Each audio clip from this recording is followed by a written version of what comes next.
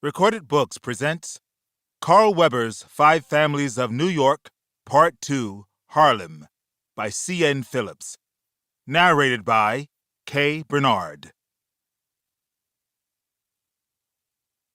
Prologue. Numb. That was how Boogie's body felt after all his emotions hit at once. He didn't know if he had been driving too fast or too slow on the highway. All he knew was somehow he made it home.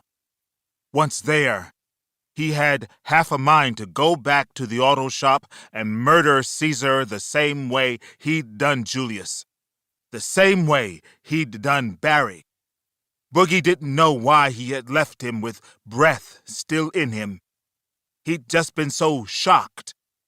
He couldn't believe that it had been Caesar all along. He didn't know how long he was just sitting in his car, but eventually Boogie found himself inside his condo with a suitcase in his hands. He began packing it without pausing to take a break. The anger and sorrow inside of him were so powerful that he needed to get away for a while before he did something foolish. He knew he would be letting his father down by running away, but he didn't want any of it anymore. The empire, the responsibility. He'd just taken his seat at the table, but now he felt like saying to hell with it all. If he had let a snake like Caesar close to him without knowing he was slimy, then obviously he wasn't ready to be a leader. He had just zipped his suitcase when he heard the front door to his condo open and slam shut.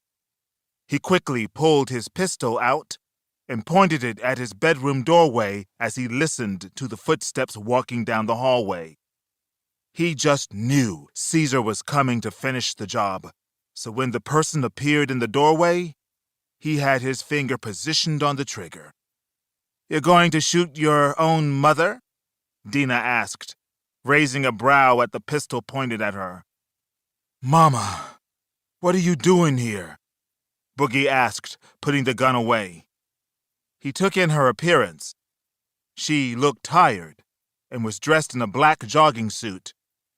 You can't just be showing up places without calling. Dressed like the cat burglar at that.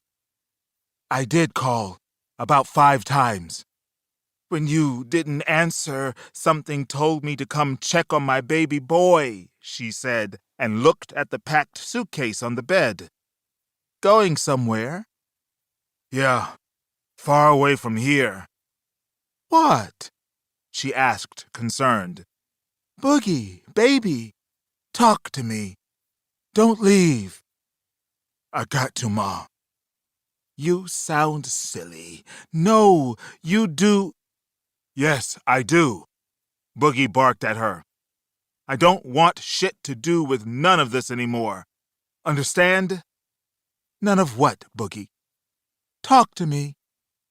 He didn't want to talk, though. He wanted to shout and keep on shouting until he had no voice left. Desolate, Boogie slightly raised his arms at his side and let them fall. He sat down on the bed and shook his head.